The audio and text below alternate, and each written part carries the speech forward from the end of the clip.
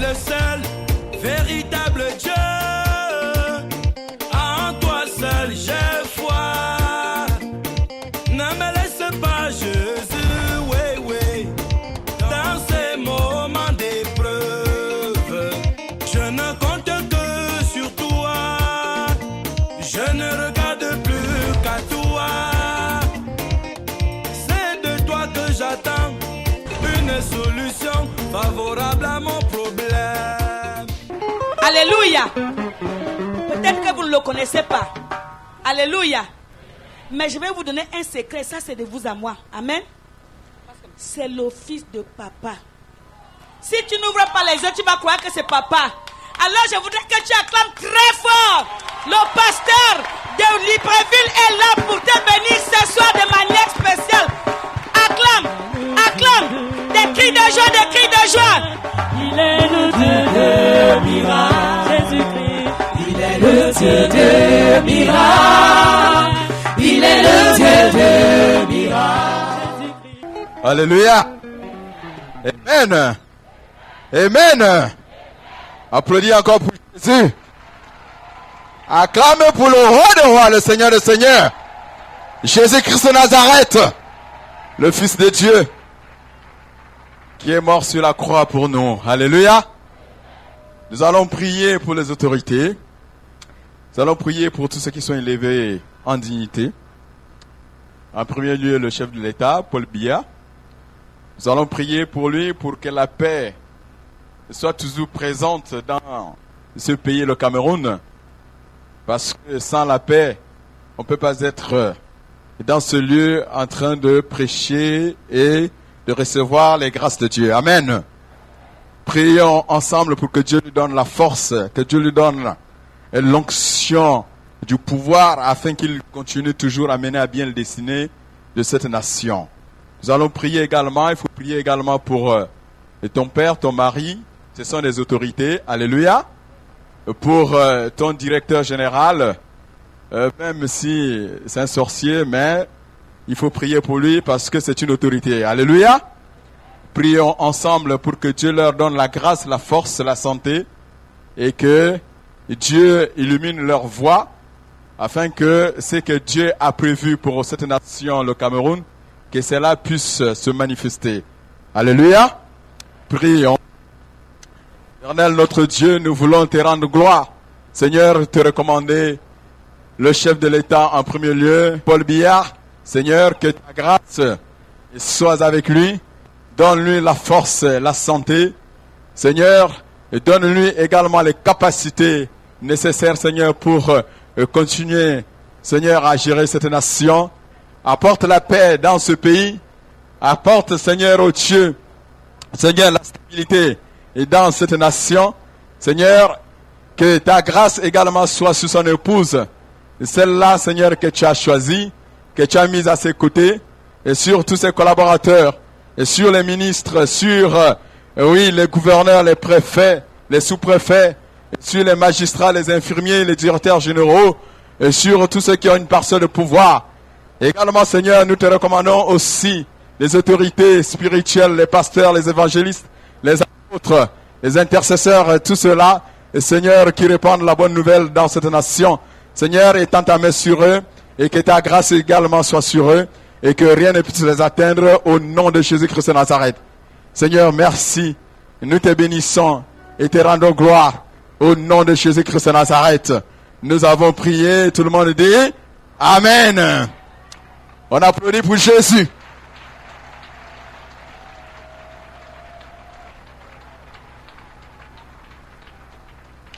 Éternel notre Dieu, je voudrais, Seigneur, te recommander ce moment.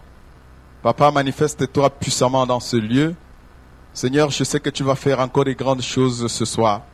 Je sais que tu vas guérir, je sais que tu vas délivrer.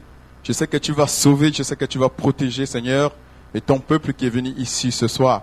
Seigneur, manifeste-toi, Seigneur, par ta puissance et par ton autorité. Seigneur, que tous ceux qui sont malades, qui reçoivent maintenant leur guérison, au nom de Jésus. Si tu es venu avec des envoûtements, je sais déjà une chose, c'est que tu es déjà délivré. Au nom de Jésus. Le sorcier qui t'avait attaché depuis longtemps, Je sais que ce soir, c'est lui-même qui est déjà attaché au nom de Jésus. Il avait utilisé tes yeux, mais aujourd'hui, ce sont ses yeux qui seront utilisés au nom de Jésus. Si tu dis Amen, tu es déjà délivré au nom de Jésus. Oh, je n'ai pas entendu. Dis-moi un Amen fort. Alléluia. Non, saute, tu danses sur toi. Si tu es malade, la guérison est déjà là au nom de Jésus. La délivrance est déjà là au nom de Jésus. Oh, si tu avais mal au dos, touche le dos, tourne-toi. Je sais déjà une chose, que la main de Dieu est déjà sur ton dos, au nom de Jésus. Dis à ton frère et ta soeur, quelque chose va se passer ce soir. Quelque chose va arriver dans ta vie ce soir. Alléluia. Amen. Nous allons aller très vite. Vous pouvez vous asseoir. Que le Seigneur vous bénisse. Avant de passer au témoignage, je voudrais bénir mon père, le docteur Essomba, et qui me fait l'honneur de bénir mes frères et mes sœurs de Va et Rencontre du Cameroun. C'est un homme que j'aime beaucoup et c'est à cause de lui que je suis là devant vous. Dieu est passé d'une manière puissante par lui pour me délivrer, pour me sauver pendant que j'étais dans des difficultés. Amen. Et depuis cet instant, nous avons tissé une alliance de père à fils. Aujourd'hui, je le considère de manière très profonde comme mon père. Et je bénis le Seigneur vraiment pour cette rencontre. Vous savez, il arrive des moments comme ça dans la vie où Dieu nous envoie quelqu'un pour nous sortir de situations extrêmement difficiles. Tu peux avoir l'argent, tu peux avoir les moyens, tu peux avoir tout ce que tu peux avoir, mais le jour où le diable prend la décision de détruire ta vie, si la main de Dieu n'est pas sur toi, tu ne peux pas vivre. Alléluia. Et si aujourd'hui je suis ici, c'est à cause de cet homme et que je considère aujourd'hui comme mon père. Et tout ce que je fais dans ma vie aujourd'hui, il est au courant. Il sait ma vie dans les moindres détails parce que il y a une relation très affectueuse entre nous. Alléluia. Je bénis également son épouse, Maman Dédé, sa charmante épouse, qui m'a su et qui est très toujours, elle a toujours le sourire, ce merveilleux sourire qui donne la paix du cœur. Alléluia. Et qui apaise mon papa quand il est dans les... Alléluia. C'est une femme très merveilleuse. Et je vous bénis aussi les frères et sœurs du Cameroun de m'avoir reçu merveilleusement ici. Et je crois que je n'ai même plus envie de repartir au Gabon parce que l'hospitalité est tellement bonne que j'ai très envie de rester. Mais nous allons passer au témoignage. Le premier témoignage ici, c'est Maman Timiel Marie. Si elle peut s'avancer pour refaire son témoignage, Dieu nous demande de témoigner. Et nous sommes dans un ministère de témoignage. Amen. Vas-y, maman. Peuple de Dieu, bonsoir. Je suis tellement ému. Parce que, à l'heure où je me trouve devant vous, depuis dimanche, j'étais très abattu. Parce que mon fils était déjà mort. Lorsque vous me voyez ici dimanche, les gens qui m'ont observé, ils ont dû comprendre que j'avais un problème. Mon fils était à l'étranger. Il vient au Cameroun en vacances. Subitement, il attrape ce mal. Il avait le ventre enflé comme ça là. On ne sait pas ce qu'il y avait dans le ventre. Je reviens de l'enterrement de ma nièce lundi. Mardi, je trouve cette situation, je l'amène à l'hôpital. On essaie de faire tous les traitements, ça ne marchait pas. On fait l'échographie, l'échographie est négative. C'est-à-dire c'était flou, on ne voyait rien. On a fait 3 fois l'échographie, ça ne donnait rien. On a demandé le scanner. On fait le scanner révèle qu'il y a les abcès qui ont enveloppé sa rate avec une poche de pus.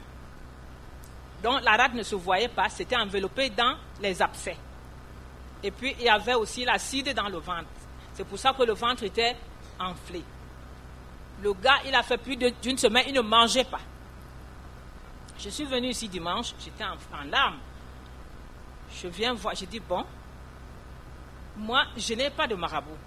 Je vais vers Dieu, je veux voir l'homme de Dieu. Je viens ici, je vais au bureau, j'attends. J'ai persévéré, j'ai attendu, avec tout ce qu'il y avait, j'ai attendu, papa, j'ai attendu, il m'a dit attends. Il m'a reçu à 5h, à 17h. Je lui dis papa, j'ai un sacrifice ici pour mon fils qui est très malade, il est même mourant. Et on doit l'opérer mardi, parce qu'ils l'ont programmé pour mardi, donc aujourd'hui. Et moi, je ne voudrais pas qu'on ouvre son ventre. Alors, je viens donc sceller avec ce sacrifice.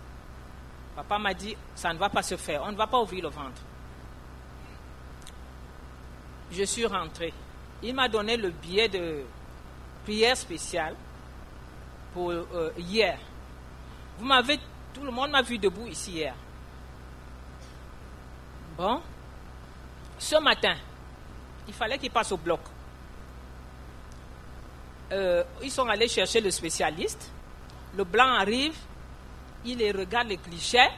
Après, il dit non, il faut refaire l'échographie. J'ai dit mais il y a eu le scanner. Le scanner est plus que l'échographie. Qu'est-ce qui se passe encore? Il dit non, il faut encore l'échographie. J'ai dit ok. Il fait l'échographie. Il regarde, il dit non. On ne peut pas ouvrir. On ne va pas ouvrir. Amen. Amen. Amen. Amen. Amen. Le docteur des docteurs avait déjà... Il a dit, on ne va pas ouvrir. Nous allons faire une... comment on appelle ça? Pas la ponction, la cystoscopie, là. La cystoscopie. Alors, ça draine le pus. Ça a fait 5 litres de... Le seau de 5 litres. Le pus plein. Alors, avant hier, là, dimanche, quand j'étais là, papa m'a salué. J'ai utilisé la main de papa. Je suis parti, j'ai dit, je ne salue personne. Je dis, cette main qui m'a salué, j'amène à l'hôpital. Je suis arrivé, tout le monde que j'ai trouvé là, je n'ai salué personne. Je suis allé, j'ai trouvé l'enfant couché. Il avait mal, il gémissait comme d'habitude, il ne dormait pas. Plus d'une semaine, l'enfant ne dormait pas, il ne mangeait pas. J'ai dit, bon, j'utilise cette main que je vais utiliser. Cette main que papa a touchée, c'est la main de Jésus-Christ. Amen. Je la pose sur ton ventre et j'invoque le feu du Saint-Esprit qu'il brûle tout ce qu'il y a de négatif dans ce ventre au nom de Jésus. Et j'invoque le sang de Jésus-Christ pour qu'il le purifie et le sanctifie au nom de Jésus-Christ. J'ai prié, amen.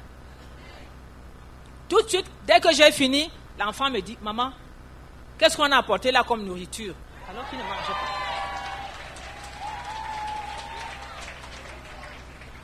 J'ai dit, la nourriture, j'ai dit à l'autre, va me chercher 2 pots de yaourt parce qu'il a fait plusieurs jours sans manger.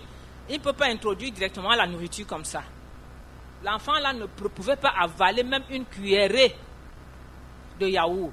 Il a pris 2 pots de yaourt qu'il a avalé. Après le pot de yaourt, il a demandé le bouillon qui était là. Il a pu avaler le bouillon. Mince. J'ai dit, ça c'est quelle histoire? J'ai dit, Seigneur. Alors quand il a avalé, la nuit, comme il ne dormait pas la nuit, il ne dormait pas. La nuit, il a dormi comme un bébé. Il n'avait plus de douleur et le ventre a baissé. Le ventre a baissé. Jusqu'à ce que ce matin, le blanc lui-même est arrivé. Ils étaient embrouillés, ils ne savaient plus quoi faire. Demandaient l'échographie et tout. Finalement, il dit non, on ne va pas ouvrir ce ventre. Je suis donc venu bénir l'Éternel, le remercier. Le Dieu de papa, qui est le grand Dieu, je suis venu le bénir au nom de Jésus. Amen. Va et raconte. Amen. Un grand Dieu. Papa est oint puissamment. On applaudit pour Jésus. On applaudit pour ce grand Dieu qui opère les miracles dans cette assemblée. L'action de grâce pour cette délivrance.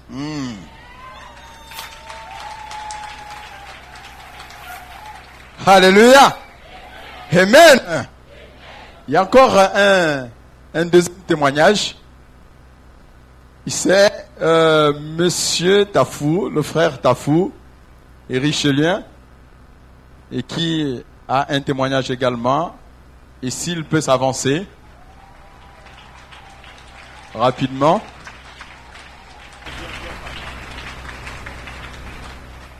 Oui, papa. Allez-y. Bonsoir, peuple de Dieu. Alors, si je suis là, c'est pour vous parler de l'une de mes victoires sur Satan. Alors, ça fait 9 mois, comme je persévère ici. Avant que je ne sois là, c'est mon épouse qui m'avait amené ici. J'avais même beaucoup hésité. J'étais même prêt à bagarrer avec elle. Heureusement, elle m'a dit, je ne peux que t'amener là où il y a notre bonheur. J'ai dit que non. Ces histoires d'église là, tu sais qu'il y a tellement de sectes ici dehors que vraiment ça vaut plus la peine. Je préfère même que nous restons à la maison, même que d'aller même encore à l'église. Parce que depuis que nous allons même à la mission, puisque nous sommes chrétiennes catholiques, on n'avait jamais de solution à nos problèmes. Elle me dit, je ne peux pas t'amener quelque part pour rien, père. Puisque jamais à la maison, elle m'appelle toujours père. Et moi-même, je l'appelle mère. Hey!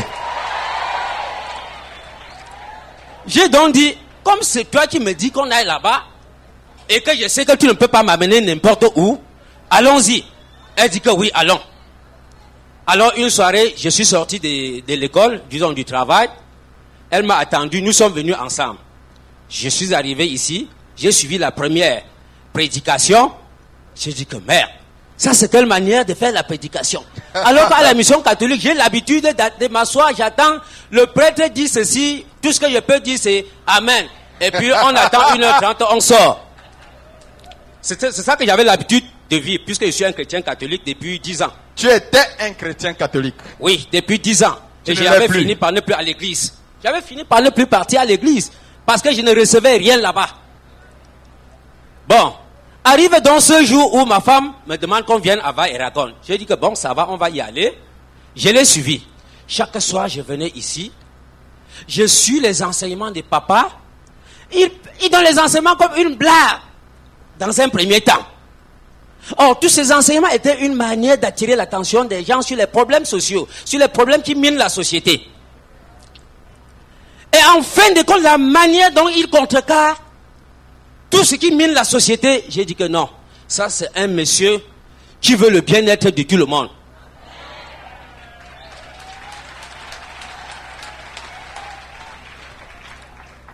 Bon, à chaque fois que je mettais pied ici, tous les jours, il dit toujours, les œuvres de Satan doivent être combattues. J'ai dit que non. Comme moi, je croyais que c'était une maison de secte, ça m'a rassuré. Depuis, quand ma femme n'est pas pressée, moi je lui dis que bon, tant pis, hein, moi je vais m'avancer parce que je veux ma bénédiction. Alors, donc je persévère ici depuis 9 mois avec elle, avec les enfants. Nous faisons les semences comme tout le monde le fait. Depuis, les gens font les témoignages ici. J'ai dit que ouais, à quand mon témoignage, dont je suis venu passer ma vie à regarder les gens avec les bénédictions. Bon, j'ai dit de toutes les façons, comme il y a une chanson qui dit « Laisse Dieu agir », comme le dit notre chanteuse, j'ai dit je vais aussi attendre le jour que Dieu va agir dans ma vie. Jusqu'à ce que ce mois, je dis bien ce mois de juillet, comme papa l'a annoncé que c'est mon mois de recevoir, mon mois de bénédiction, mon mois de prospérité. Alors, ma prospérité a déjà commencé, ma bénédiction a déjà commencé par ma première fille. Alors, qu'est-ce qui se passe? Ma première fille a fait le probatoire et le BPC. Vendredi passé, lorsqu'on faisait la descente sur Fumbo pour aider les handicapés, on a donné les résultats du BPC au lycée de Kounou. Alors, j'étais ici pour suivre les enseignements. Ma femme était restée à la maison puisque on s'était concerté. Il était donc question qu'elle voyage et que moi je reste à la maison avec les enfants. Alors elle me trouve ici au ministère et me dit, tu sais, j'ai dit non. Estelle a échoué. Je dis que mais elle a échoué. Elle me dit Estelle a échoué. J'ai dit de toutes les façons, je vais arriver à la maison avant de voir. Qu'est-ce qu'on va donc faire? Je voyage ou bien je fais comment? Je lui dis de toutes les façons, comme les dispositions ont été déjà prises que tu dois voyager, voyage, je vais rentrer, gérer la situation à la maison. Alors, j'ai passé quelques temps ici avec elle. Après, on s'est séparés, je suis rentré à la maison. Quand j'arrive à la maison, je trouve ma fille qui pleurait à chaudes larmes. Je dis bien à chaudes larmes. Ça m'a fait tellement pitié que j'ai dit, oh, Seigneur, tu ne peux pas avoir pitié de moi. Après, j'ai dit, calme-toi, c'est moi qui paie ta scolarité. Même si c'est comment, Dieu va me donner les moyens pour payer ta scolarité comme je le fais d'habitude avec tes autres frères.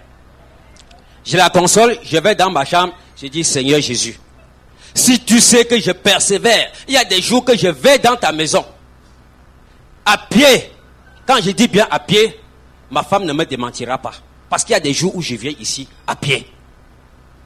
Si tu sais que je souffre pour avoir 1 franc, et que les 1 franc là, c'est toi qui me les donnes pour payer la scolarité des enfants.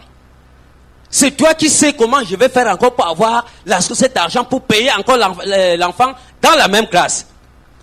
De toutes les façons, j'ai dit cela et je me suis couché.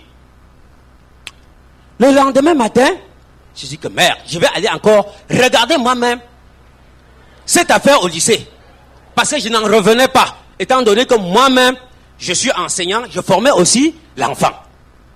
Donc il était question que même si c'est un enfant qui devait réussir, ça devait l'être. Je me suis donc rendu au lycée. J'arrive au lycée, je dis que mais où sont les résultats des examens? On me dit, voilà ça. Je descends, par curiosité, je jette un coup d'œil, je vois un papier quelque part où on a écrit dessus, il y a des noms qui ont été omis. Alléluia. Amen.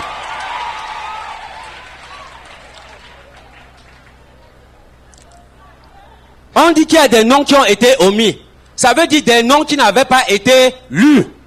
Oh, ça c'est dommage. Hein? Et il était question qu'on devait afficher ces noms-là le lundi. Le lundi matin, la pluie tombe. Il m'était impossible de me rendre au lycée pour voir les résultats. Entre-temps, ma voisine s'était rendue au lycée. Alors elle se rend au lycée, puisque son enfant avait déjà passé. Elle se rend au lycée et elle voit le nom de ma fille. Alors, j'ai donc compris que même si sur terre, Laboué ne voulait pas que ma fille passe, Dieu a dépassé Laboué et a dit que il n'y a que lui et rien que lui. Amen. Qui peut être vainqueur. Alléluia. Laboué est déjà vaincu au nom de Jésus. Alors, étant donné que il y a encore le probatoire devant, j'ai dit, il faut que je commence d'abord par faire ce témoignage devant le peuple de Dieu. Car je sais que ça, ce n'est que le commencement de mon témoignage et que la suite va suivre. Amen. On applaudit pour Jésus. On applaudit pour le Seigneur des Seigneurs. Considère que ta fille a déjà reçu son probatoire au nom de Jésus. Parce que cet esprit qui avait dissimulé le nom de sa fille Parce que dans cet esprit, vous savez, il y a la bouée, il y a aussi l'esprit de Dova, qu'on appelle l'esprit de dissimulation. Donc il avait dissimulé le nom pour que sa fille ne puisse voir son nom. Heureusement que le papa, c'est un chrétien, il vient ici. Donc avec les enseignements et l'onction qu'il a reçu ici, il a dit non, j'ai déjà les yeux ouverts. Il faut que j'aille voir, j'aille regarder. Et quand il est allé regarder, et c'est ainsi que le Saint-Esprit va ouvrir ses yeux et il va voir.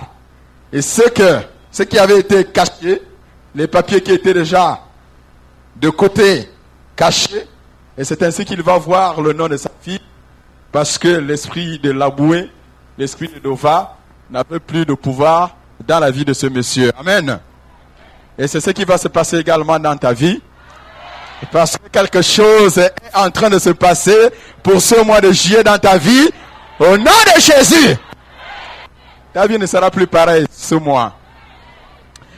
Je suis venu ici ce soir pour m'adresser à une personne. Je suis venu pour m'adresser à une personne. Je ne sais pas si cette personne c'est toi. Est-ce que cette personne c'est toi? Ah, si c'est toi, dis Amen. Et si tu dis Amen, je crois que c'est déjà arrivé dans ta vie. Alléluia. Vous savez, bien-aimés dans le Seigneur, si je suis devant vous, c'est parce que Dieu m'a délivré. Dieu m'a sauvé. Papa, souvent, pour ceux qui étaient là, a l'habitude de passer des bribes de témoignages sur ma vie. Et j'ai fait mon témoignage la dernière fois ici. Beaucoup, peut-être au milieu de vous, n'étiez pas là. Et j'ai souffert dans ma vie. J'ai commencé à travailler très jeune. J'avais 25 ans après avoir fait mes études. J'ai fait des études de comptabilité et de gestion. J'ai fait des très bonnes études. Et à 25 ans, j'ai commencé à travailler. J'occupais des postes très importants dans l'administration gabonaise. Alléluia. J'avais des voitures, j'avais l'argent, j'aimais l'ambiance. Et comme un jeune homme très frais, très fort, très viril, très chaud. Alléluia. Et je n'avais rien à foutre de Jésus. Et en plus de cela, j'étais musulman. Je persévérais dans cette religion. Je n'avais pas le temps de Jésus. Je ne connaissais pas Jésus. J'entendais parler. Mais je ne le connaissais pas vraiment. Alléluia. Jusqu'à ce que le diable va me frapper. Les choses vont commencer à se dégrader dans ma vie. Je vais tomber malade. J'avais un demi de tumeur à l'estomac. Et au niveau du boulot, c'est la catastrophe.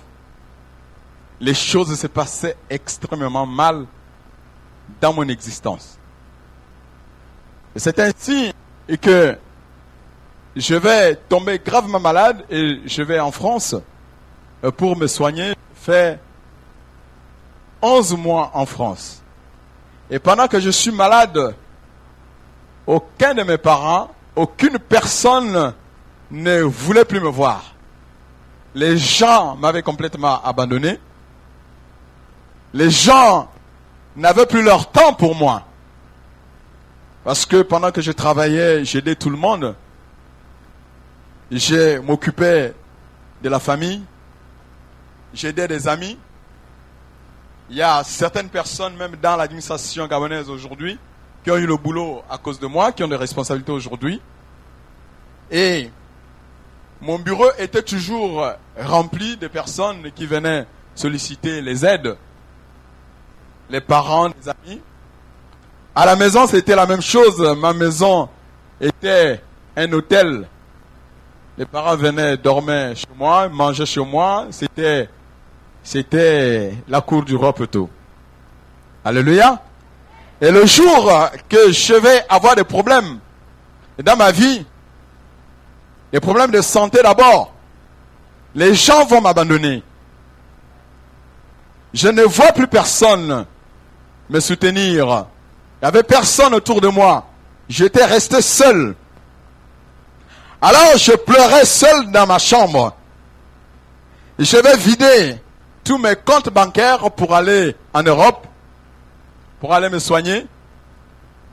Et quand je vais en France, on va détecter un début de tumeur. Donc il fallait des opérations, il fallait des soins. Et c'est ce que je vais faire. Et malgré tout le temps que je mets en France, aucun coup de téléphone. Personne n'a son temps. Pour eux, j'étais déjà mort. Alléluia. Vous savez, quand le diable veut t'atteindre, il bloque le cœur même des personnes qui peuvent t'aider, des personnes qui peuvent te soutenir. Les gens qui t'aimaient avant, le diable ferme toutes ces portes. Parce que son objectif, c'est de te détruire. Son objectif, c'est d'en finir avec ta vie. Alléluia. Et c'est ce qui s'était passé dans ma vie. Je vais passer 11 mois en Europe, seul. J'avais maigri. J'avais 5 voitures. Je changeais les voitures comme on peut changer costume. J'avais des voitures pour un vendredi, j'avais une voiture de week-end, je m'amusais. Et quand j'allais en France, je dormais à Georges V, pour ceux qui connaissent. Et ce jour-là, je n'avais plus personne autour de moi. Personne ne voulait plus entendre parler de moi. Certains disaient que c'est sûr qu'il est mort. D'autres disaient qu'il a certainement attrapé le VIH. Et comme il a honte, il est allé en France. Et en dehors de cela, je me retrouve également avec des problèmes professionnels. Et tous mes chefs s'étaient ligués contre moi. Donc j'avais des problèmes de santé. Et j'avais également des problèmes dans mon travail. Amen. À cela va s'ajouter aussi des problèmes dans mon foyer. J'avais une fiancée avec laquelle je fais des enfants. Et trois merveilleux enfants. Et elle aussi, elle va se liguer contre moi. Donc le diable, les sorciers vont également atteindre son cœur. Elle ne m'aimait plus. Elle ne cherchait pas à savoir ce qui m'était advenu. Donc l'esprit de l'aboué, l'esprit de destruction était déjà passé par là. Alléluia. L'objectif c'était de me détruire. Et c'était de me tuer complètement. Et l'aboué avait détruit déjà mon foyer, avait détruit mon travail et devait également détruire ma santé. Et j'ai commencé comme ça pour me soigner. J'ai commencé à vendre mes voitures. Je faisais des constructions, je commençais à construire, et plutôt à vendre également les maisons que je construisais. Parce qu'il fallait que je me soigne. Il fallait que je lutte pour ma vie. Mais malgré tout cela, et rien ne s'était passé. Je suis resté toujours malade. J'étais fatigué. Je n'en pouvais plus rien. Et j'avais pris la décision de revenir à Libreville, donc au Gabon. Et quand j'arrive à Libreville, les problèmes s'empirent. Les problèmes deviennent encore plus difficiles. C'est ainsi que je vais m'enfermer dans ma maison. Je pensais déjà au suicide. Je me disais, mais je ne peux plus continuer à vivre de cette manière. Parce que quelqu'un qui a mené une vie, pour ne pas dire une vie de petit prince, je me retrouve complètement démuni. Je n'avais plus d'argent. 500 francs, c'était de l'or pour moi. Il arrivait des moments où, pour manger, je faisais 2-3 jours, je ne mange pas. Et quand j'arrive, également ma femme m'abandonne. Elle prend la décision de partir de la maison. Je reste seul avec mes enfants. Et pour manger 100 francs, si quelqu'un me donnait 100 francs, c'était merveilleux. Je bénissais cette personne. Quand j'avais 10 000 francs, je devais acheter les boîtes de lait, je devais acheter la nourriture, le pain, le lait, parce que essayer de manger avec des enfants. Il m'arrivait de dormir dans le noir chez moi. C'était extrêmement difficile. Jusqu'à ce que ce jour, je fais la rencontre du docteur Essomba. Et par le canal de ma belle-sœur, elle vient me chercher pour m'amener au séminaire et qu'avait donné le docteur Essomba, mon père. Il va faire ce séminaire au gymnase Olumi pendant 4 mois, non-stop. C'était rempli. C'est un grand gymnase, à peu près comme le palais de sport.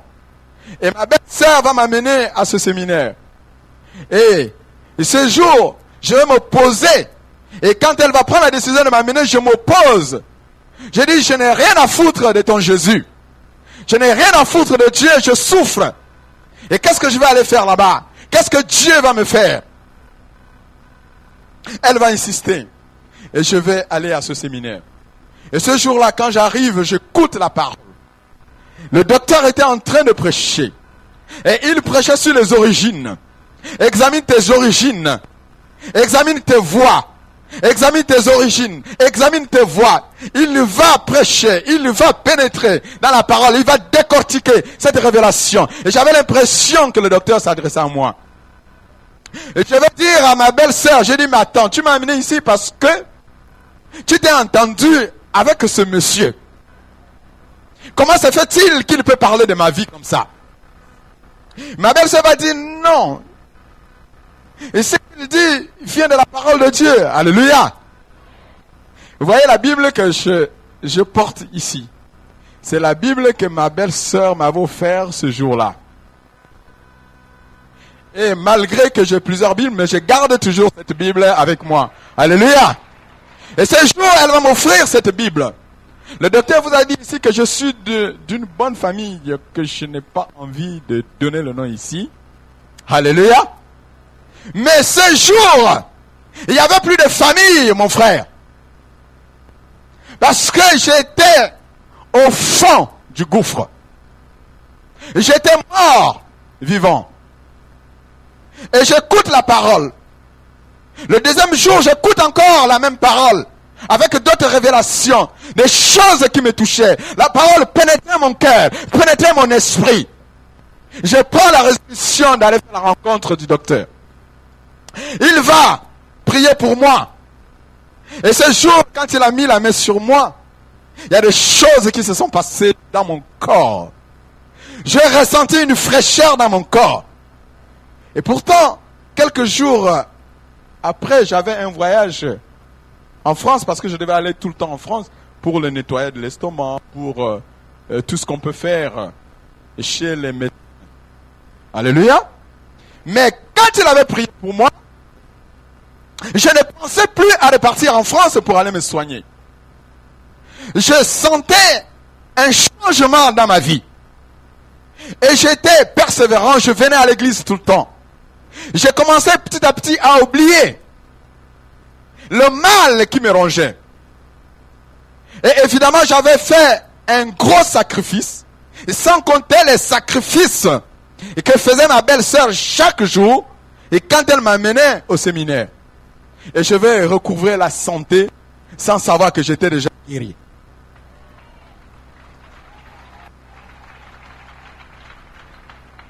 Alors, les gens qui m'avaient abandonné, et quelques temps après, bien aimés dans le Seigneur, vont commencer à se présenter encore à moi. Les coups de fil vont commencer. Alléluia. Ils vont commencer à m'appeler. D'autres vont commencer à se présenter, à chercher à savoir où j'étais. Et pourtant, il y a de cela quelques années, ils m'avaient complètement oublié. Parce que c'est en 2005 et mes problèmes avaient commencé en 2002. Donc vous voyez 2002, 2003, 2004, 2005. Donc je fais à peu près 3 ans de souffrance et de galère. Et c'est en 2005 que je reçois la délivrance. Et les choses vont basculer dans ma vie. Les gens qui m'avaient abandonné commençaient à revenir. L'argent qui était devenu difficile et commençait à revenir.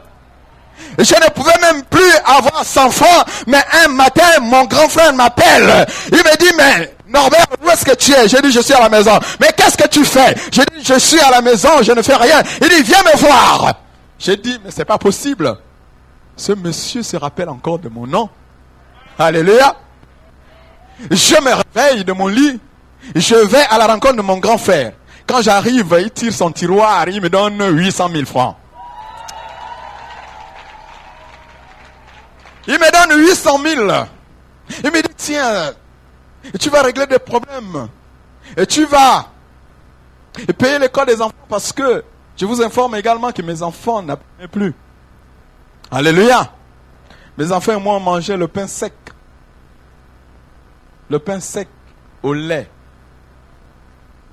Le lait sans sucre. Le lait. Alléluia.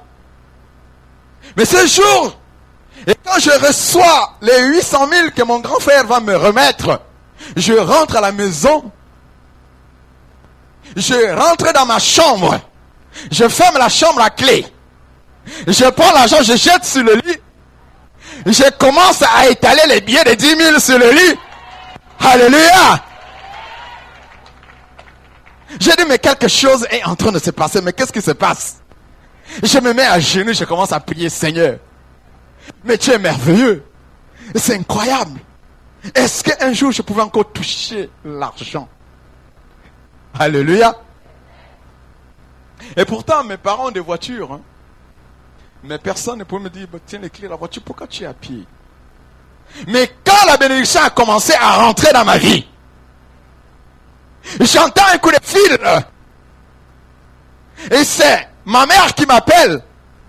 Me dit, mais tu es où? Je dis, je suis à la maison, mais viens. J'ai préparé un beau plat pour toi. Et quand j'arrive, elle me dit, mais ce jour-là, il y avait la pluie. Je me mouille, elle me dit, mais pourquoi tu te mouilles? Mais c'est pas normal. Mais il y a des voitures. Prends les clés de la voiture. Tu vas. Alléluia. Je dis, mais c'est pas possible. Mais qu'est-ce qui se passe? Alléluia.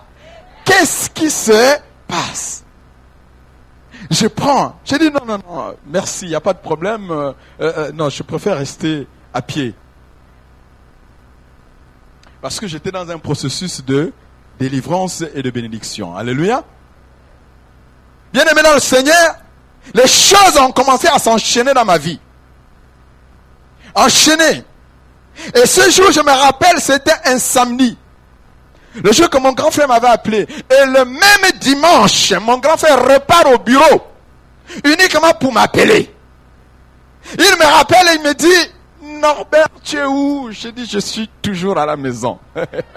Alléluia. Il me dit, viens. Je suis au bureau, viens me trouver. Quand j'arrive au bureau, il tire encore le tiroir, il me donne 200 000. Il me dit, j'avais prévu 1 million pour toi, mais comme il y avait un Amalécite qui était à côté, donc je ne pouvais pas te donner le 1 million, j'ai préféré d'abord te donner 800 000, et voici maintenant les 200 000 restants pour que ça fasse 1 million. La bénédiction commençait à couler dans ma vie.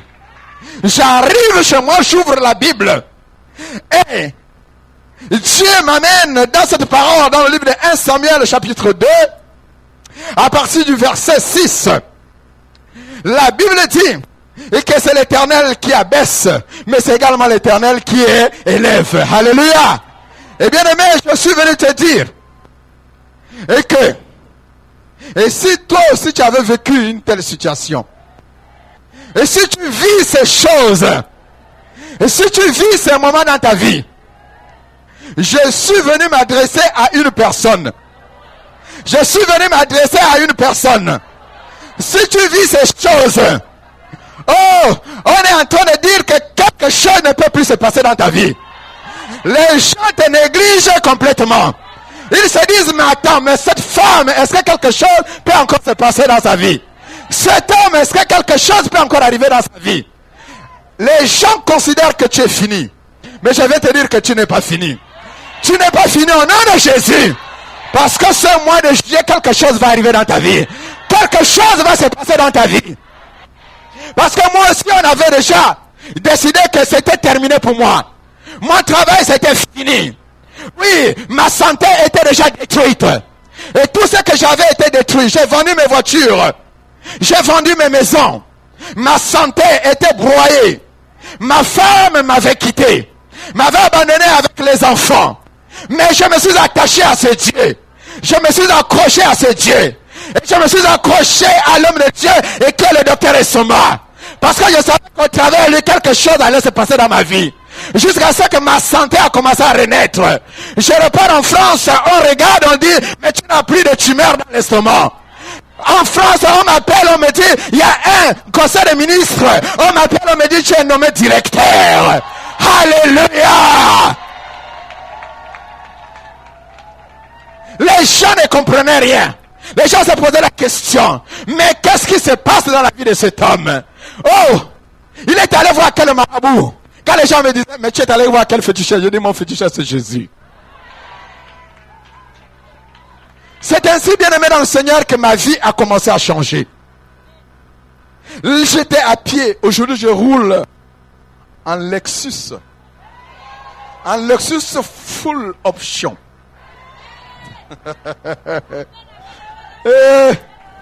Les maisons que j'avais vendues, la boue avait détruit les maisons.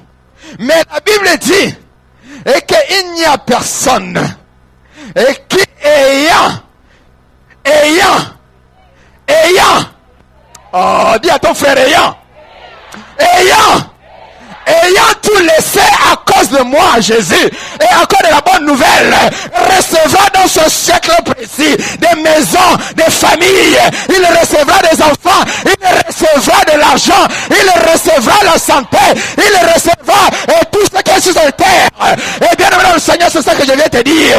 Ne t'inquiète pas, parce que l'argent va venir dans ta vie. Les parents, tu les as déjà reçus. Les enfants, tu vas les avoir. Au nom de Jésus-Christ de Nazareth. Parce que moi aussi, j'étais abandonné, j'étais négligé. Mais aujourd'hui, j'ai une famille. Aujourd'hui, j'ai reçu des pères. Aujourd'hui, j'ai des mères. Aujourd'hui, j'ai l'argent. Aujourd'hui, j'ai des voitures. Aujourd'hui, j'ai des parcelles.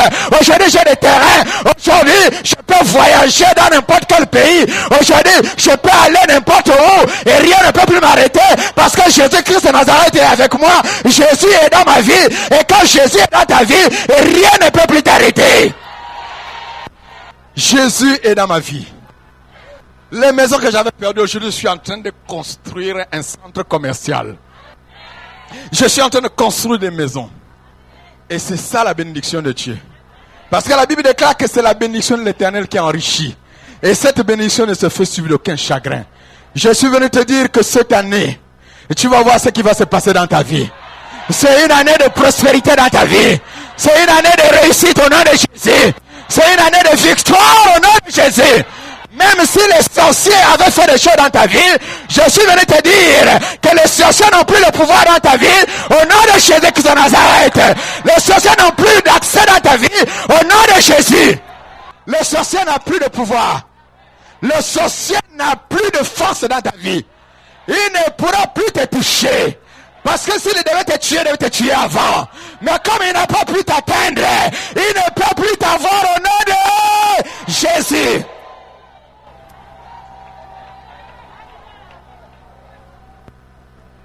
Bien-aimé dans le Seigneur, les gens avaient fermé toutes les portes. Je ne pouvais plus avoir accès chez la famille. Tout le monde, ils avaient noirci le cœur. La boue était passée par là. Alléluia. Mais je me souviens encore ce jour. Et quand le président, le défunt, va m'appeler, j'arrive, moi qui étais rejeté. Quand j'arrive autour de plein de monde, c'est moi qu'on appelle. Il m'appelle, il m'attrape par la main. Il me demande, toi aussi, tu es déjà pasteur? J'ai dit oui, je suis pasteur. Alléluia. Il m'attrape par la main à la présidence. Il m'amène avec lui. Oh, il y avait le tapis rouge. Alléluia. Il y avait le tapis rouge. Il y avait un tapis rouge qui avait été placé. Il m'attrape, il met ma main sous ses aisselles.